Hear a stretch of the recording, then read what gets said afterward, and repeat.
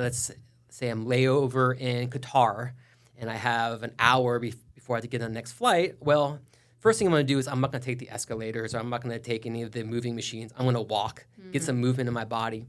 But once I do find an opportunity, I will definitely stretch some. So I'll do some go-to yoga poses. For me is going to be like a bound angle Baddha Konasana, really allowing for us to start strengthening or engaging the glutes and opening the inner thighs. I'll probably work with a couple forward folds. But really some of the other bigger things for me is going to be hip extension. So when we're sitting a lot, we're in hip flexion and essentially want to move in that opposite direction. So things like lunges can be very helpful, or camel pose is also something I tend to work with.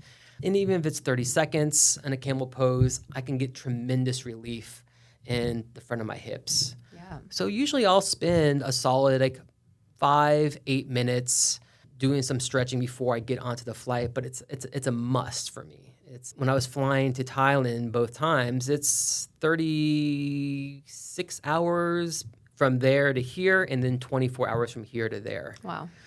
And I did not make the wisest choices when I was looking at my layovers. I've always been like, how can I be more efficient? Let's get the shortest layover. And then I got there, I was like, ooh, I could use a couple of extra hours. Back on the plane Yeah, again. use a couple of extra hours here.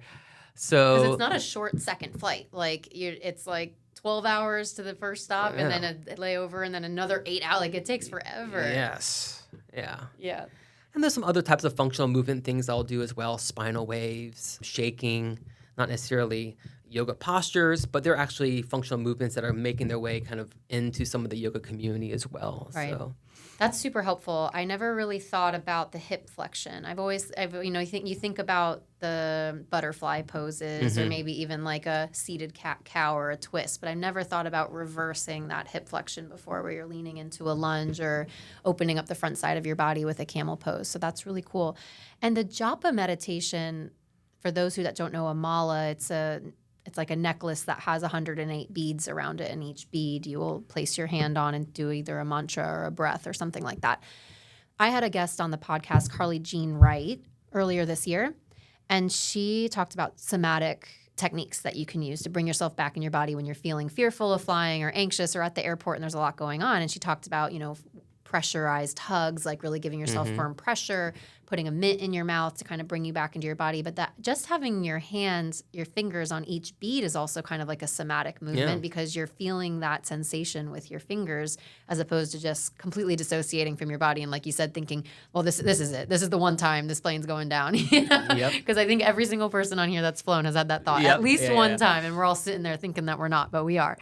So those are really, really helpful. I appreciate you sharing that with us. And I think our guests will have a lot of fun starting to practice that. I certainly will. We're leaving for Portugal in 3 weeks now. Nice. So I'm like, okay, I'm going to utilize all of these. You're going to see me doing like walking lunges down the terminal. And I think that's the thing, is people get like nervous for looking weird when literally, well, especially if you've traveled with kids, you lose all sense of whether you look weird or not. But no one cares. Everyone's just like, that guy's stretching, whatever. Like, they're not getting to their destination still thinking about you stretching at your gate, right? Yeah, I can actually recall that when I was in the Qatar airport and I had that thought. I'm like, oh, here we go. I'm going to be that one guy at the airport stretching in the middle of the corridor. And I was like, I don't care. I'm going for it. I got to feel good in my body because I'm about to hop on another 6-hour flight here. Exactly. No one has landed to their beach in Thailand still thinking about you stretching in the airport. You know what I mean? Like, no one cares. So that's awesome.